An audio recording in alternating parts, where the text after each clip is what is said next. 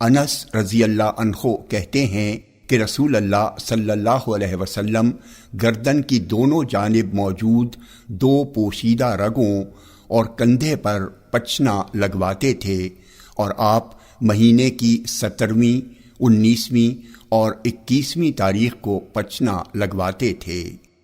جامع ترمذی حدیث نمبر 2051۔ یہ حدیث صحیح ہے۔ عبداللہ بن مسعود رضی اللہ عنہ کہتے ہیں کہ رسول اللہ صلی اللہ علیہ وسلم نے معراج کی رات کا حال بیان کیا کہ آپ فرشتوں کی جس جماعت کے پاس سے گزرے، انہوں نے آپ کو یہ حکم ضرور دیا کہ اپنی امت کو پچنا لگوانے کا حکم دیں۔ جامع ترمذی حدیث نمبر 2052۔ یہ حدیث صحیح ہے۔ سلمہ رضی اللہ عنہا جو نبی اکرم صلی اللہ علیہ وسلم کی خدمت کرتی تھیں، کہتی ہیں کہ رسول اللہ صلی اللہ علیہ وسلم کو تلوار، چاقو یا پتھر اور کانٹے سے جو زخم بھی لگتا تھا، آپ صلی اللہ علیہ وسلم مجھے اس پر مہندی رکھنے کا ضرور حکم دیتے۔ جامع ترمذی حدیث نمبر 2054۔ یہ حدیث صحیح ہے۔ مغیرہ بن شعبہ رضی اللہ عنہ کہتے ہیں کہ رسول اللہ صلی اللہ علیہ وسلم نے فرمایا، جس نے بدن داغا یا جھاڑ پھونک کرائی وہ توکل کرنے والوں میں سے نہ رہا۔ جامع ترمذی حدیث نمبر 2055۔ یہ حدیث صحیح ہے۔ انس رضی اللہ عنہ کہتے ہیں کہ رسول اللہ صلی اللہ علیہ وسلم نے بچھو کے ڈنک، نظر بد اور پسلی میں نکلنے والے دانے کے سلسلے میں جھاڑ پھونک کی اجازت دی ہے۔ جامع ترمذی حدیث نمبر 2056۔ یہ حدیث صحیح ہے۔ عمران بن حسین رضی اللہ عنہ سے روایت ہے کہ رسول اللہ صلی اللہ علیہ وسلم نے فرمایا، جھاڑ پھونک صرف نظر بد اور پسلی میں نکلنے والے دانے کی وجہ سے ہی جائز ہے۔ جامع ترمذی حدیث نمبر 2057۔ یہ حدیث صحیح ہے۔ ابو سعید خدری رضی اللہ عنہ کہتے ہیں کہ رسول اللہ صلی اللہ علیہ وسلم جنوں اور انسان کی نظر بد سے پناہ مانگا کرتے تھے، یہاں تک کہ معوذتین یعنی سورہ فلق اور سورہ ناس نازل ہوئیں۔ جب یہ صورتیں اتر گئیں تو آپ نے ان دونوں کو لے لیا اور ان کے علاوہ کو چھوڑ دیا۔ جامع ترمذی حدیث نمبر 2058۔ یہ حدیث صحیح ہے۔ عبید بن رفاعہ زرقی رضی اللہ عنہ سے روایت ہے کہ اسماء بنت امیس رضی اللہ عنہا نے عرض کیا، اللہ کے رسول جعفر طیار رضی اللہ عنہ کے لڑکوں کو بہت جلد نظر بد لگ جاتی ہے، کیا میں ان کے لیے دم کراؤں؟ آپ نے فرمایا، ہاں، اس لیے کہ اگر کوئی چیز تقدیر پر سبقت کر سکتی تو اس پر نظر بد ضرور سبقت کرتی۔ جامع ترمذی حدیث نمبر 2059۔ یہ حدیث صحیح ہے۔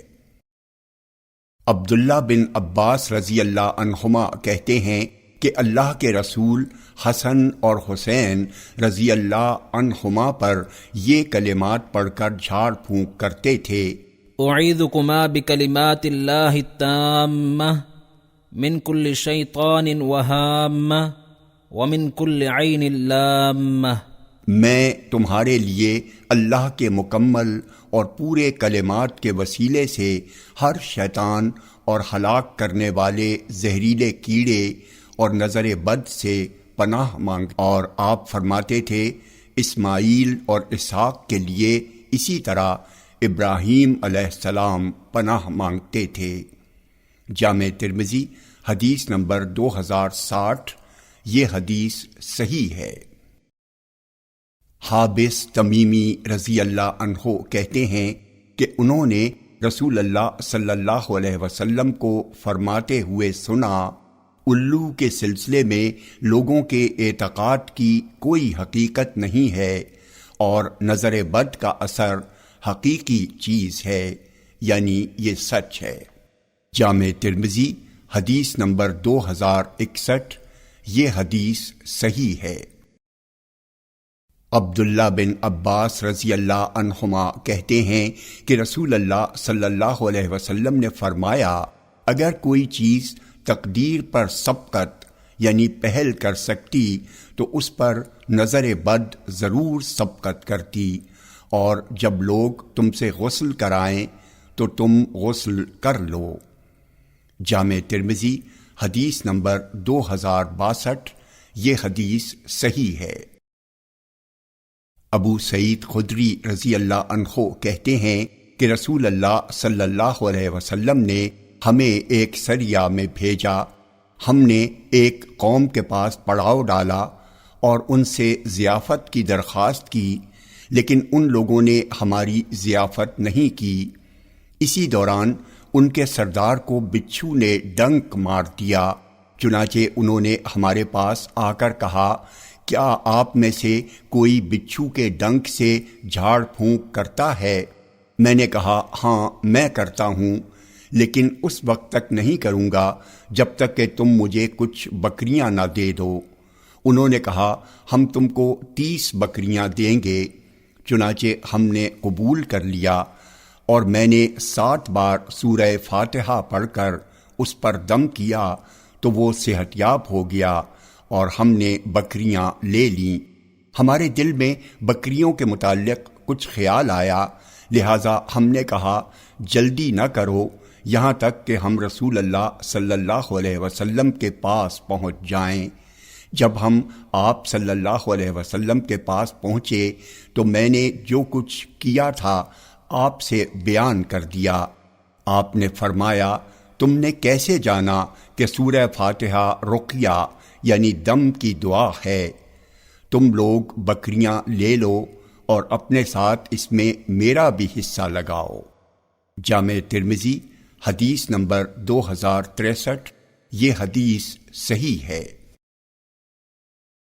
ابو سعید خدری رضی اللہ عنہ کہتے ہیں کہ کچھ صحابہ جن میں شامل میں بھی تھا، عرب کے ایک قبیلے کے پاس سے گزرے۔ انہوں نے ان کی مہمان نوازی نہیں کی۔ اسی دوران ان کا سردار بیمار ہو گیا، چنانچہ ان لوگوں نے ہمارے پاس آ کر کہا، آپ لوگوں کے پاس کوئی علاج ہے؟ ہم نے کہا، ہاں، لیکن تم نے ہماری مہمان نوازی نہیں کی، اس لیے ہم اس وقت تک علاج نہیں کریں گے جب تک تم ہمارے لیے اجرت نہ متعین کر دو۔ انہوں نے اس کی اجرت میں بکری کا ایک گلہ مقرر کیا۔ ہم میں سے ایک آدمی یعنی میں خود اس کے اوپر سورہ فاتحہ پڑھ کر دم کرنے لگا تو وہ صحت یاب ہو گیا۔ پھر جب ہم نبی اکرم صلی اللہ علیہ وسلم کے پاس آئے اور آپ سے اس واقعے کو بیان کیا تو آپ نے فرمایا، تمہیں کیسے معلوم ہوا کہ سورہ فاتحہ جھاڑ پھونک کی دعا ہے؟ ابو سعید خدری رضی اللہ عنہ نے آپ سے اس پر کوئی نکیر ذکر نہیں کی۔ آپ نے فرمایا، کھاؤ اور اپنے ساتھ اس میں میرا بھی حصہ لگاؤ۔ جامع ترمذی حدیث نمبر 2064، یہ حدیث صحیح ہے۔ ابو ہریرہ رضی اللہ عنہ کہتے ہیں کہ رسول اللہ صلی اللہ علیہ وسلم نے فرمایا، اجوا کھجور جنت کا پھل ہے، اس میں زہر سے شفا موجود ہے، اور صحرائے عرب کی کھمبی ایک طرح کی من ہے، اس کا عرق آنکھ کے لیے شفا ہے۔ جامع ترمذی حدیث نمبر 2066، یہ حدیث حسن صحیح ہے۔ سعید بن زید رضی اللہ عنہ سے روایت ہے کہ نبی اکرم صلی اللہ علیہ وسلم نے فرمایا، صحرائے عرب کی کھمبی ایک طرح کی من ہے اور اس کا عرق آنکھ کے لیے شفا ہے۔ جامع ترمذی حدیث نمبر 2067، یہ حدیث صحیح ہے۔ ابو ہریرہ رضی اللہ عنہ سے روایت ہے کہ میں نے کچھ لوگوں سے کہا کھمبی زمین کی چیچک ہے۔ یہ سن کر نبی اکرم صلی اللہ علیہ وسلم نے فرمایا، صحرائے عرب کی کھمبی ایک طرح کا من ہے، اس کا عرق آنکھ کے لیے شفا ہے، اور عجوا کھجور جنت کے پھلوں میں سے ایک پھل ہے، وہ زہر کے لیے شفا ہے۔ جامع ترمذی حدیث نمبر 2068۔ یہ حدیث صحیح ہے۔ ابو مسعود انصاری رضی اللہ عنہ کہتے ہیں کہ رسول اللہ صلی اللہ علیہ وسلم نے کتے کی قیمت، زانیہ عورت کی کمائی اور کاہن کے نذرانے لینے سے منع فرمایا۔ جامع ترمذی حدیث نمبر 2071۔ یہ حدیث صحیح ہے۔ عیسیٰ بن عبد الرحمن کہتے ہیں کہ میں عبداللہ بن عکیم ابو معبد جوہنی کے ہاں ان کی عیادت کرنے گیا۔ ان کو حمرہ کا مرض تھا۔ ہم نے کہا کوئی تعویذ وغیرہ کیوں نہیں لٹکا لیتے ہیں؟ انہوں نے کہا موت اس سے زیادہ قریب ہے۔ نبی اکرم صلی اللہ علیہ وسلم نے فرمایا، جس نے کوئی چیز لٹکائی وہ اسی کے سپرد کر دیا گیا۔ جامع ترمذی حدیث نمبر 2072۔ یہ حدیث صحیح ہے۔ رافع بن خدیج رضی اللہ عنہ سے روایت ہے کہ نبی اکرم صلی اللہ علیہ وسلم نے فرمایا، بخار جہنم کی گرمی سے ہوتا ہے، لہذا اسے پانی سے ٹھنڈا کرو۔ جامع ترمذی حدیث نمبر 2073۔ یہ حدیث صحیح ہے۔ ام المومنین عائشہ رضی اللہ عنہا سے روایت ہے کہ رسول اللہ صلی اللہ علیہ وسلم نے فرمایا، بخار جہنم کی گرمی سے ہوتا ہے، لہذا اسے پانی سے ٹھنڈا کرو۔ جامع ترمذی حدیث نمبر 2074۔ یہ حدیث صحیح ہے۔ جدامہ بنت وہب رضی اللہ عنہا کہتی ہیں کہ میں نے رسول اللہ صلی اللہ علیہ وسلم کو فرماتے سنا، میں نے ارادہ کیا کہ ایام رضاعت میں صحبت کرنے سے لوگوں کو منع کر دوں، پھر میں نے دیکھا کہ فارس اور روم کے لوگ ایسا کرتے ہیں اور ان کی اولاد کو کوئی نقصان نہیں پہنچتا۔ جامع ترمذی حدیث نمبر 2076۔ یہ حدیث صحیح ہے۔ جدامہ بنت وہب اسدیہ رضی اللہ عنہا سے روایت ہے کہ انہوں نے رسول اللہ صلی اللہ علیہ وسلم کو فرماتے ہوئے سنا، میں نے ارادہ کیا تھا کہ ایام رضاعت میں جمع کرنے سے لوگوں کو منع کروں، پھر مجھے یاد آیا کہ روم اور فارس کے لوگ ایسا کرتے ہیں اور اس سے ان کی اولاد کو کوئی نقصان نہیں پہنچتا۔ جامع ترمذی حدیث نمبر 2077۔ یہ حدیث صحیح ہے۔ عثمان رضی اللہ عنہ کہتے ہیں کہ رسول اللہ صلی اللہ علیہ وسلم عیادت کے لیے میرے پاس تشریف لائے۔ اس وقت مجھے ایسا درد تھا کہ لگتا تھا وہ مار ڈالے گا۔ رسول اللہ صلی اللہ علیہ وسلم نے فرمایا، اپنے داہنے ہاتھ سے 7 مرتبہ درد کی جگہ چھوؤ اور یہ دعا پڑھو، اعوذ بعزت اللہ وقدرتہ من شر ما اجد۔ میں اللہ کی عزت اور اس کی قدرت اور طاقت کے وسیلے سے اس تکلیف کے شر سے پناہ مانگتا ہوں جو مجھے لاحق ہے۔ میں نے ویسا ہی کیا اور اللہ تعالیٰ نے میری تکلیف دور کر دی۔ چنانچہ میں ہمیشہ اپنے گھر والوں کو اور دوسروں کو یہ دعا پڑھنے کا مشورہ دیتا ہوں۔ جامع ترمذی حدیث نمبر 2080۔ یہ حدیث صحیح ہے۔ ابو سعید خدری رضی اللہ عنہ کہتے ہیں کہ نبی اکرم صلی اللہ علیہ وسلم کے پاس ایک آدمی نے آ کر عرض کیا، میرے بھائی کو دست آ رہا ہے۔ آپ نے فرمایا اسے شہد پلاؤ۔ چنانچہ اس نے اسے پلایا، پھر آیا اور عرض کیا اللہ کے رسول، میں نے اسے شہد پلایا لیکن اس سے دست میں اور اضافہ ہو گیا ہے۔ رسول اللہ صلی اللہ علیہ وسلم نے فرمایا اسے شہد پلاؤ۔ اس نے اسے شہد پلایا، پھر آپ کے پاس آیا اور عرض کیا اللہ کے رسول، میں نے اسے شہد پلایا لیکن اس سے دست میں اور اضافہ ہو گیا ہے۔ ابو سعید خدری کہتے ہیں رسول اللہ صلی اللہ علیہ وسلم نے فرمایا اللہ تعالیٰ اپنے قول میں سچا ہے اور تمہارے بھائی کا پیٹ جھوٹا ہے، اس کو شہد پلاؤ۔ چنانچہ اس نے شہد پلایا تو اس بار اچھا ہو گیا۔ جامع ترمذی حدیث نمبر 2082، یہ حدیث صحیح ہے۔ عبداللہ بن عباس رضی اللہ عنہما سے روایت ہے کہ نبی اکرم صلی اللہ علیہ وسلم نے فرمایا جو مسلمان بندہ کسی ایسے مریض کی عیادت کرے جس کی موت کا ابھی وقت نہ ہوا ہو اور 7 بار یہ دعا پڑھے اسأل اللہ العظیم رب العرش العظیم ان یشفیک، میں عظمت والے اللہ اور عظیم عرش کے مالک سے دعا کرتا ہوں کہ وہ تمہیں اچھا کر دے، تو ضرور اس کی شفا ہو جاتی ہے۔ جامع ترمذی حدیث نمبر 2083، یہ حدیث صحیح ہے۔ ابو حازم کہتے ہیں کہ سہل بن سعد رضی اللہ عنہ سے پوچھا گیا اور میں سن رہا تھا کہ رسول اللہ صلی اللہ علیہ وسلم کے زخم کا کس چیز سے علاج کیا گیا؟ انہوں نے کہا اس چیز کو مجھ سے زیادہ جاننے والا اب کوئی باقی نہیں ہے۔ علی رضی اللہ عنہ اپنی ڈھال میں پانی لا رہے تھے جبکہ فاطمہ رضی اللہ عنہا آپ کے زخم سے خون دھو رہی تھیں اور میں آپ کے لیے ٹاٹ جلا رہا تھا، پھر اسی کی راکھ سے آپ کا زخم بھرا گیا۔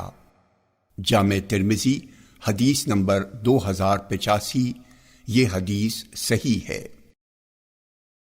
ابو ہریرہ رضی اللہ عنہ سے روایت ہے کہ نبی اکرم صلی اللہ علیہ وسلم نے ایک آدمی کی عیادت کی جسے تپ دق کا مرض تھا۔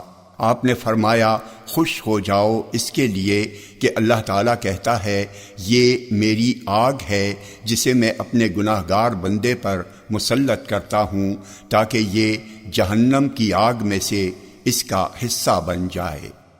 جامع ترمذی حدیث نمبر 2088، یہ حدیث صحیح ہے۔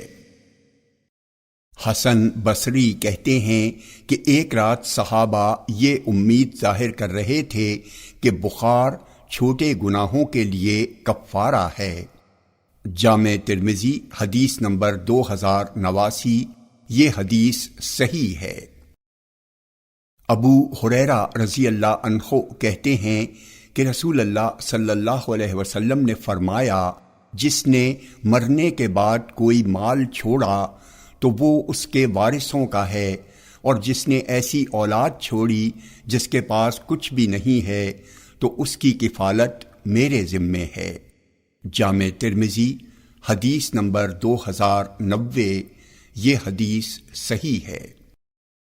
جابر بن عبداللہ رضی اللہ عنہما کہتے ہیں کہ سعد بن ربیع کی بیوی اپنی 2 بیٹیوں کو جو سعد سے پیدا ہوئی تھیں لے کر رسول اللہ صلی اللہ علیہ وسلم کے پاس آئیں اور عرض کیا اللہ کے رسول، یہ دونوں سعد بن ربیع کی بیٹیاں ہیں، اس کے باپ آپ کے ساتھ لڑتے ہوئے جنگ احد میں شہید ہو گئے ہیں، ان کے چچا نے ان کا مال لے لیا ہے اور ان کے لیے کچھ نہیں چھوڑا، اور بغیر مال کے ان کی شادی نہیں ہوگی۔ آپ نے فرمایا اللہ تعالیٰ اس کے بارے میں فیصلہ کرے گا۔ چنانچہ اس کے بعد آیت میراث نازل ہوئی تو رسول اللہ صلی اللہ علیہ وسلم نے ان لڑکیوں کے چچا کے پاس یہ حکم بھیجا کہ سعد کی دونوں بیٹیوں کو مال کا 2/3 حصہ دے دو اور ان کی ماں کو 8واں حصہ، اور جو بچے وہ تمہارا ہے۔ جامع ترمذی حدیث نمبر 2092، یہ حدیث حسن ہے۔ حذیل بن شرحبیل کہتے ہیں کہ ابو موسیٰ اور سلمان بن ربیعہ کے پاس ایک آدمی آیا اور اس نے ان سے بیٹی، پوتی اور حقیقی بہن کی میراث کے بارے میں پوچھا۔ ان دونوں نے جواب دیا بیٹی کو آدھی میراث اور حقیقی بہن کو باقی حصہ ملے گا۔ انہوں نے اس آدمی سے یہ بھی کہا کہ عبداللہ بن مسعود رضی اللہ عنہ کے پاس جاؤ اور ان سے پوچھو، وہ بھی ہماری طرح جواب دیں گے۔ وہ آدمی عبداللہ بن مسعود رضی اللہ عنہ کے پاس آیا، ان سے مسئلہ بیان کیا اور ابو موسیٰ اور سلمان بن ربیعہ نے جو کہا تھا اسے بھی بتایا۔ عبداللہ بن مسعود رضی اللہ عنہ نے کہا اگر میں بھی ویسا ہی جواب دوں تب تو میں گمراہ ہو گیا اور ہدایت یافتہ نہ رہا۔ میں اس سلسلے میں اسی طرح فیصلہ کروں گا جیسا رسول اللہ صلی اللہ علیہ وسلم نے فیصلہ کیا۔ بیٹی کو آدھا ملے گا، پوتی کو چھٹا حصہ ملے گا تاکہ بیٹیوں کا مکمل حصہ 2/3 پورا ہو جائے اور باقی حصہ بہن کو ملے گا۔ جامع ترمذی حدیث نمبر 2093۔ یہ حدیث صحیح ہے۔ علی رضی اللہ عنہ کہتے ہیں کہ تم لوگ یہ آیت پڑھتے ہو تم سے کی گئی وصیت اور قرض ادا کرنے کے بعد میراث تقسیم کی جائے گی۔ رسول اللہ صلی اللہ علیہ وسلم نے فرمایا وصیت سے پہلے قرض ادا کیا جائے۔ اگر حقیقی بھائی اور علاقی بھائی دونوں موجود ہوں تو حقیقی بھائی وارث ہوں گے۔ علاقی بھائی جن کے باپ ایک اور ماں دوسری ہو وارث نہیں ہوں گے۔ آدمی اپنے حقیقی بھائی کو وارث بناتا ہے، علاقی بھائی کو نہیں۔ جامع ترمذی حدیث نمبر 2094۔ یہ حدیث صحیح ہے۔ علی رضی اللہ عنہ کہتے ہیں کہ تم لوگ یہ آیت پڑھتے ہو تم سے کی گئی وصیت اور قرض ادا کرنے کے بعد میراث تقسیم کی جائے گی۔ رسول اللہ صلی اللہ علیہ وسلم نے فرمایا وصیت سے پہلے قرض ادا کیا جائے۔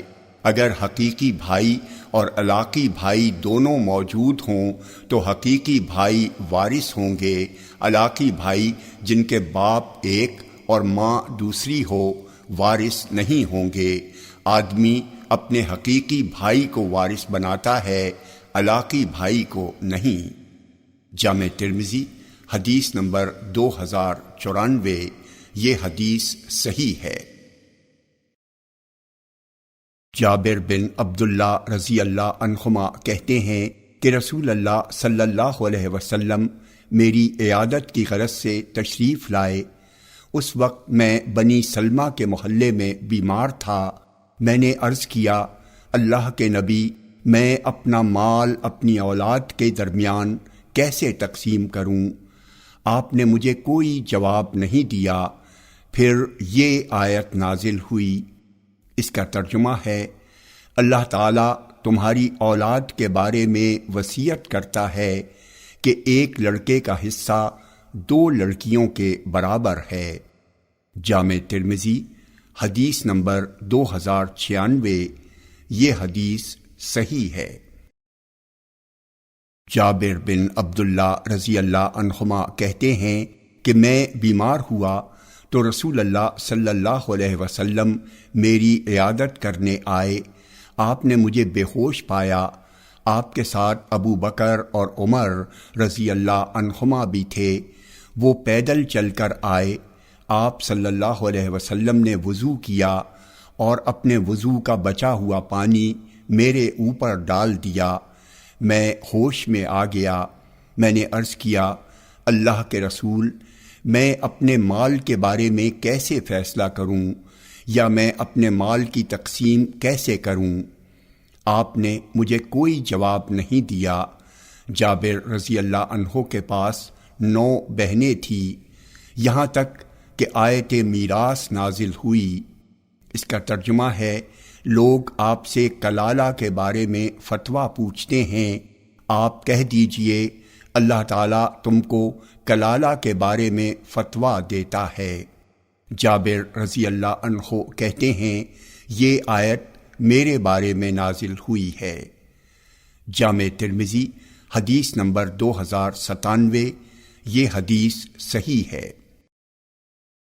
عبداللہ بن عباس رضی اللہ عنہما سے روایت ہے کہ نبی اکرم صلی اللہ علیہ وسلم نے فرمایا، اللہ کی جانب سے متعین میراث کے حصوں کو حصہ داروں تک پہنچا دو، پھر اس کے بعد جو بچے وہ میت کے قریبی مرد رشتہ دار کا ہے۔ جامع ترمذی حدیث نمبر 2098، یہ حدیث صحیح ہے۔